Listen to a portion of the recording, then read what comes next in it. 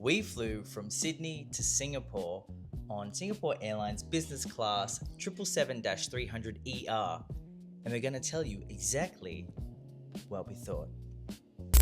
Okay, so usually when we do our reviews, the flights that we fly are via points. They're reward seat bookings. However, this time, Tanya had to go to Singapore for work, and we thought, well, okay, we only have to pay for one fare. So we self-funded this trip. Important to know. Yeah. Otherwise, we would have been using Gyoza Flights. Hashtag. Please sponsor us. Gyoza. Gyoza flights. Okay, let's get into it. Let's go. Let's do it. We're starting from the very, very beginning. It's International Airport. Yes. Good memory. Yes. Okay. He's got a list, but I just have it up here. So when we travel, for us, it's all about the entire experience of the journey as well. When some people travel, it's just about getting from A to B. They don't care about flying. They don't care about the whole experience. But for us, like the second we leave home with our bags in the car or on the train, it started. So we love it all. And I just wanted to let people know how good Sydney International Airport is now. Since COVID, they did a massive revamp. It's really like high end. They've got a lot of luxe shops there. So if you want to, pick up your Louis Vuitton before you fly out, you can. We are bougie and we booked valet parking, but valet for International Airport, it's literally across the road. Like you just cross a crossing and you're in the terminal. It is so easy to do. Super duper easy. And I did get footage of that, the valet, yes. Put it in here. But when you pick it up, you've got to pick it up when you land back in P7. It's a 2-minute walk. It's not far. But if you pre-book your parking early, it is much, much cheaper. So get onto Sydney Airport parking and pre-book anytime you need to fly anywhere because it's just a lot easier. And Sydney trains are expensive. But when you're in the airport, it's so easy to get through because everything's done by facial recognition now. Like the lines that you used to see are not there anymore unless there's some kind of malfunction. But I just want to, shout out Sydney Airport. It's a really nice place to be in now. Excelente. Okay. So once we got through, where did we go? Where did we go? Thank you. Straight to the lounge. Singapore's Business Lounge, Chris Flyer Lounge, Silver Chris Flyer Lounge. Yes. Now you reminded me, I had been there before, but I forgot. It's a nice lounge. It's just small. It is a little bit small if you compare it to other international business lounges. The food was good, the service was good. We were the first people in there. The roller doors came up and we went in. Straight in. No, it doesn't open till 6. Straight to that barista. Yeah.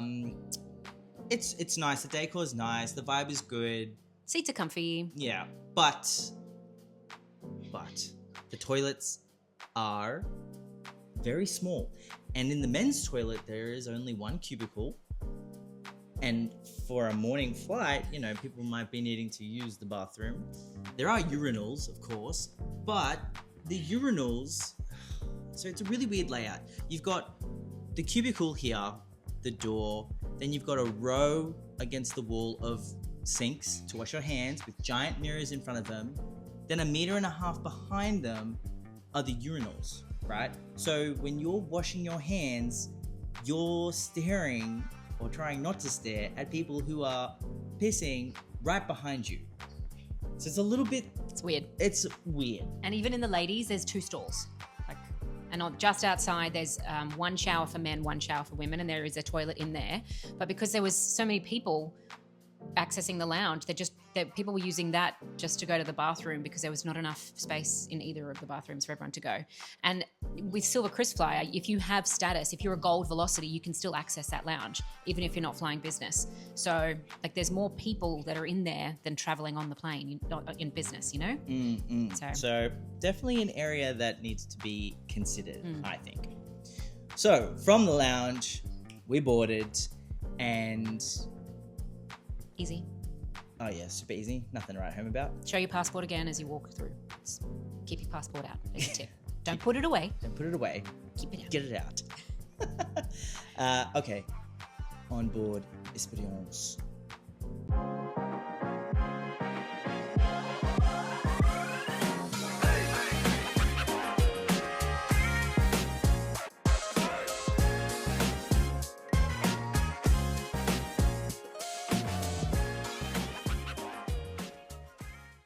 So let's consult the notes. See. Yeah, she's memorized them because we did film this video once before, but I realized that we had filmed it with the front camera, not the back camera, so the quality was bad. And we did test putting the microphones on our shirts, but It didn't work. It wasn't as Bad. good.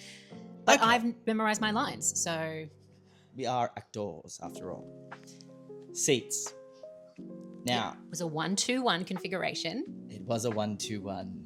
Non-herringbone. Everything was forward. Yeah, so they weren't on the diagonal. The seats were very, very spacious. They were super wide. Like, I was sitting cross-legged, like, on my seat. I think There I was so got much footage. space. I think I got footage of that too. Yeah, maybe. Yeah. It was massive. However, the place where you put your feet when you're lying down on the seat was diagonal, even though the seat's orientation was straight up and down. So it wasn't super comfortable. Like, my neck was sore when we got to Singapore. So, like, you can't, some airlines, you can make the bed go flat yourself just by pushing the little button and down. This one you couldn't. We couldn't figure it out. Turns out, and I finally watched someone else do it, they have to, like, the crew come in and unhook something from behind and they fold the whole thing out. The mattress comes, the blanket, everything is already packed in there ready. But I was so tired that I passed out with it, like, the legs out, but Half reclined. like, oh my gosh, it was very uncomfortable. Yeah. So your legs are smushed in a corner, which forces you to be on the diagonal. So then you are in the diagonal of the seat with your head, like, you know, like that. Yeah. So that wasn't really, It was a bit weird. yeah. I did go flat on the return, and that was a lot more comfortable, but I didn't sleep. I just kind of laid down flat. So if I was sleeping and I had to be on the diagonal stuck there with my feet there, I think I probably would have gotten over it. On the return flight home, I actually had the front row of business class, and that was different because there was no one in front of me. The leg area where you put your legs up was straight ahead of me. In fact, it was like a bench seat. So you could come and visit me and sit opposite me when I was still in my seat, which was awesome. It was awesome. When the table was up, I was like, we could sit here and have a coffee together or a drink together. It was quite nice. So that was super comfy. I loved that flight. That was amazing. So yeah, definitely a hot tip if you are flying business on the 777 or A350. the A350, get the front row of business or the front row of whatever cabin you're in. No, little risk, caveat risk. That is where the bassinet is. So if you are trying to sleep and you have sensitive ears or you just don't like the sound of babies, the bassinet is right there. So the baby could be next to you. Yeah, true. Just as a That is warning. true. So you potential extra leg room, potential baby. Yeah. But overall, Oh my gosh, it was so comfy. lovely seat. Oh, and I did want to mention privacy, Oh yeah. right? These seats These Emirates. are really tall. So you didn't feel like you could see anyone when you were seated. You couldn't see over the top of anyone's seat. And there was a nice enough return and the seats are staggered slightly. So you felt like it was very private, even though there wasn't a door on this seat. Yeah, that's a really good point. Because previous flights that we have done recently, Emirates. look at the videos in his thing to see those videos. Sure. Very professional. Very professional. I don't know the lingo, but the Emirates was really exposing. There was no return at all. So that was really hard. I felt probably even more private in this than I did in Air France as well. Yeah, that's true, actually. And that makes a difference for us, A, because you don't want to be seeing somebody else sleeping or eating or coughing or anything. But B, also for filming. Yeah. Because I don't like filming. I get really embarrassed. And as I've mentioned before, Okay. Tanya has no shame. And I'm grateful for that. Because otherwise we would have no footage. So thank you. You're so welcome. Okay, moving on. Oh, I did want to mention, this isn't about the seat, but it's about the actual cabin. In both our flights, we had no drop-down compartments in the middle. All of the overhead storage is only on the right and the left-hand side of the plane. So it actually feels giant and super spacious in there. Yeah. And you can stand up with no dramas whatsoever. I really liked that. Yeah. I thought it made it feel way less claustrophobic.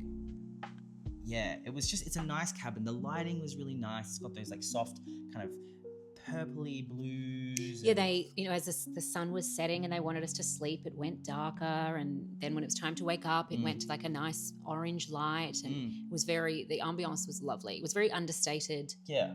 Class. But it was much appreciated. Yeah. We're all about the vibe.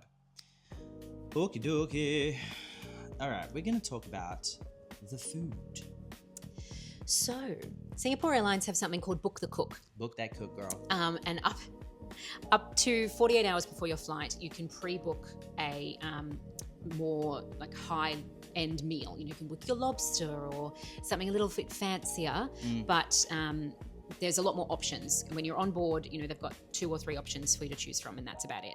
So I had already pre-booked a nice Angus beef fillet, and once we booked Jimmy on board, we booked the same thing for him.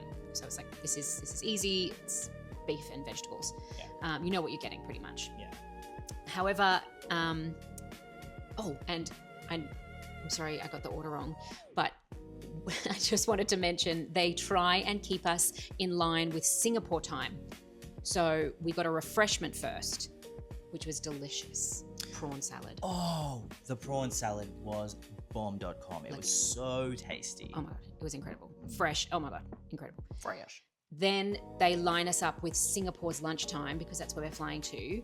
So we ate our main meal, the Book the Cook meal, a bit later in the flight. So we got our appetizer, got given a glass of wine, Jimmy got his beef, and I sat there for like 15, 20 minutes going, gosh, I really like my main meal. His dessert came, finished his cheese, still hadn't had my beef. And then the crew came up and I could tell something was wrong because they had no food with them.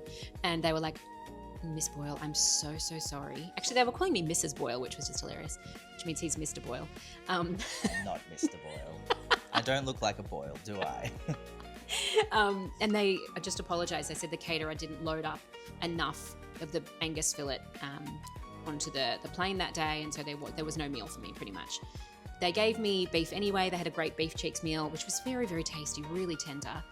But they were so apologetic, and because service is their main... Oh, well, maybe like 4 people came and apologized to her all throughout the rest of the flight. Like until we landed. Hours worth of apologies. Yeah, it got. I was like, it's fine. Like, I'm not the kind of person that's going to jump up and down over this. Like, it's okay. Yeah. I got beef. I wanted beef. It's fine. Yeah. But they gave me a voucher. To the value of? 200 Singapore dollars. And so the voucher was for the Chris World shop. So then Tanya found on the Chris World shop a pair of headphones that she'd wanted because she was literally just saying how her noise cancelling headphones were old and ratty. And I tried these ones on at duty free when he was in the bathroom just before we boarded, and I was like, they have them, so I'll just get them for free now. So that was wild. And then they got delivered to me on my return flight. So amazing. In terms of the service was just outstanding. Damage control, that was very good. Not that it was an issue anyway. The only thing I want to say about food is that and on both flights, there isn't a lot. Yeah, there's small portions, I guess. But if you are hungry, you can ask them for snacks. But the only snacks that they had on our return was nuts. I really liked them. But yeah, I mean, I guess just comparing to some other long-haul flights. Salted nuts. They were really tasty. Comparing to some other long-haul flights when you can, get more substantial food like a toasted sandwich or something, there was nothing. True. Nothing else you could do. All right, amenities. Now, we did, on both of our other videos on Air France and Emirates, a little show and tell of the amenities kits that we received on our business class flights. They were pretty extensive, especially Emirates. It was Bulgari and it was filled to the brim. Massive. His and hers, amazing. The amenities kit on Singapore Airlines was very simple, which is fine. It had a lip balm, a moisturizer, and a facial mist. Very understated packaging, but really paled in comparison to Emirates, who I would think is their main competitor Yeah. for that target clientele. You could ask for more. Like it was in like the menu book, you could ask for slippers, an eye mask, bits and pieces that weren't in there. And then in the bathroom, there was like a comb and a razor and toothbrush. You could take what you wanted. But maybe it's because it was a daytime, less than 8 hour flight. Maybe it's different if you're going to Europe and it's 12 hours, 13 hours. I don't know. But it was 7 and a bit hours, and there was no pajamas. And that is the one thing I look forward to probably the most in terms of amenities. And we've had them once. We've had them once. Anyway, that's fine. We never really take nighttime flights. Well, we haven't recently. No, we haven't. No. Okay. Soyvis. Oh, gosh. Oh. They're just, it's like a masterclass in service. Nothing is too much trouble for them. It's true. And actually, when I flew economy, that was my first international flight, was Singapore Airlines economy as a child. I was 11. They treated us like amazingly, even in economy. You know, they don't have this almost tiered level of, oh, you're worth less to us kind of thing. The service is just outstanding, honestly. Like you said, nothing is too much trouble. They're just always on it. You're never left wanting something. A tiny, tiny sidebar. I had a glass of wine with my meal, a glass of red to have with my beef that was different beef, but it's fine. And they never once offered to top it up. They never came back and was like, Miss Boyle, would you like some more? It's because they were frazzled. Yeah, I think that's probably it. Mine got topped up multiple times. They never offered at all. Yeah, no, that's a fair point. Yeah, I just felt like they were so attentive to me, and I like to have a bit of banter. Our cabin manager. So, cabin manager would be in red. Oh, so she was the one in green. So she's not at the bottom level. She's experienced. She's in a green dress uniform. Her name was Wong, and she was amazing. She was so all over it. She knew how to have back and forth. She maintained her personality while still absolutely acing her job. It's just outstanding. I gave her a little shout out in my feedback survey that they send after every flight. I think she was also training someone who was quite new. Yeah. But even the new girl was like incredible. Yeah. Honestly, the service was just. You know that when you're going Singapore that you're going to get impeccable service. That's one of their big selling points, I feel. Yeah. I would even argue that they were better than Emirates. Absolutely. Yeah. Emirates, I felt a little judged sometimes. I'd never felt judged here. Oh, he got insane service. He got like a little bed tour and a like little suite tour of his area, and they were just like, welcome. I was like, what? Because you white. No, I had a sneaking suspicion it was because I am Arab. But anyway, moving right along, the bathroom was a bathroom. It was clean, actually, because on some airlines, it's not clean. It was clean. It was impeccably clean. And, good bathroom to passenger ratio on a business flight, so you never really had to wait. Nothing will beat the Singapore Airlines first class suites bathroom ever. Said it before, and we'll say it again. Every video, I'm going to say it. It was amazing. But this bathroom was fine. Entertainment?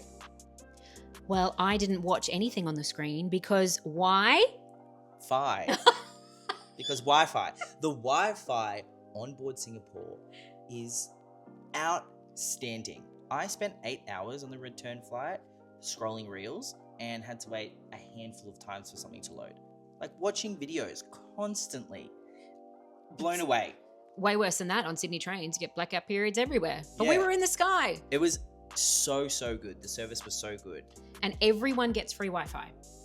At least one. If you're a KrisFly member, and which is free to become a KrisFly member. Oh, that's a pro tip then. Yeah. Join their frequent flyer. Yeah. If you're economy, if you're a KrisFly member, you still get free Wi-Fi.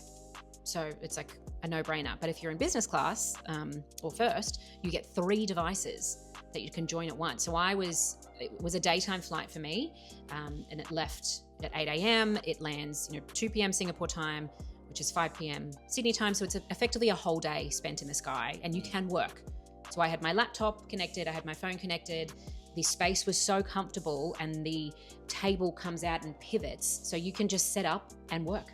It was so easy for business people. Yeah, that is a really important point. I don't ever think about that, but yeah, definitely for you, it matters a lot. Okay, so the flight concluded. Super easy landing. We were in Singapore. Wham, bam, thank you, ma'am. And front of the plane obviously gets off quite quickly. They have barriers to literally stop people getting through, the plebs. No, but I have been to Singapore like a few times before, so I'm aware of this, but if you've never traveled internationally or to Singapore, you need to fill out something called an SG arrival card. It is free to do. You can do it up to 3 days before you leave, but you need to do it before you leave, really. You can do it once you land, but if you wait until you're like walking up to customs, they're going to make you go in a different line. They have the full electronic thing that you put your passport into, and it's facial recognition. And if you have done your SG, it links to your passport, so the doors open and you're through in 30 seconds. But if you haven't done it, they send you to a different line, and you've got to line up and do it there, and that just takes more time. So be smart, do your SG card before you leave. Never pay for it. If they're charging you for it, you're on the wrong website. It is free. Yeah. And yeah, we were with our driver within 15 minutes of getting off the plane? Yeah, max. Super, super efficient. Yeah. That's another thing. Like, if you are uncertain, book a driver to pick you up at the airport. If you can. Obviously financially, if you can afford it. But there are a bunch of different places I've used in different scales. Grab is the Uber of Singapore, but if you're just uncertain and you're an uncertain traveler, just book someone to be standing there with your name on it, and then you don't have to worry about a thing. It is really nice to not be stressing. Where do I go? Which exit do I take? Yeah, it always is hard when you land in a new country and you're like, hit the ground running, it can be quite chaotic. So feel free to comment if you want to know the companies that I use and recommend. Oh, yeah. We do have a company that we like to use. Now, as I said before, we usually do a lot of these premium flights via points, reward seat bookings. And we didn't do that this time. We paid for it, which then helps us get points. But how do we make sure that the points we get align with our frequent flyer program of choice? Throw it to the whiz who knows everything. Who knows it. So recently Velocity had a deal. If you activated it and you booked a Singapore Airlines flight, I think it was up until the end of March, you got double points. So I always activate everything that comes in anyway, because with my job, I never know when I'm going to need to fly. It's just better to have everything activated. So that definitely has helped us lift up our balance. Heaps. Honestly, those promotions are what really give us double status and double bonus at points. Yeah. But when you book through Singapore Airlines, in your manage booking section, there's an area where you can add in your frequent flyer details. Just make sure you choose Velocity for it. Yes. If you keep the KrisFlyer info in there, it will go into your KrisFlyer account, and you cannot move it over once it's in there. You can convert points to Velocity points, but it is at 1.75 Singapore miles becomes 1 Velocity mile. So you lose quite a few when you're converting back and forth. And status credits are so important, and you cannot transfer those over. So for us, currently we both hold a gold Velocity membership, and Tanya has a platinum Qantas membership because of her job. But for her job, she has to fly Qantas. But when we travel together, we fly Velocity. We found that We fly Virgin. We fly Virgin, or any Velocity airline partner. So Singapore is actually partnered with Velocity. So that means that our status is recognized with Singapore. So we have access to the lounges. And it means that if we put in our Velocity frequent flyer number into our Singapore Airlines flight, then we will be rewarded in Velocity points and Velocity status. So how many status did we get for our business class flight for one way? One way was 100 status credits. So if anyone's watching this that is a status credit hunter, Velocity has recently changed their program. So I was curious to see, because when I previously went last year, the year before, it was 160. So it has changed. It has dropped dramatically. So it's now 100 for one way. But yes, make sure that you put in your preferred frequent flyer program when you are flying with partner airlines. Otherwise, you're going to lose out. So just a general wrap up, it was an awesome flight with Singapore. On the way home, I think I messaged him because we weren't next to each other. We were back one and in front of each other. I was like, message who? But I was like, I'm so comfortable. Like, I am literally so comfortable right now. Yeah, I could have stayed longer in that seat. I loved it. And just being treated like they care about you. We're really big on service. Like, you could have the fanciest plane, but if the service sucks, you don't want to be there. You know, I would rather be in economy and treated like I matter versus, you know, having the most fancy thing and being treated like I'm an inconvenience. Yeah. Which is sometimes how you can feel. Emirates. Or even when I've flown domestically. Oh, yeah. With Qantas before, or even Virgin. It depends on the day of the person working, obviously. Yeah. But every time I've flown Singapore Airlines, and we've done economy, Singapore Airlines, did it to Thailand and back, and they just treat you so well. Yeah. So overall, this is just a highly rated and highly recommended airline. Just a great experience from start to finish. And that is a wrap. Okay.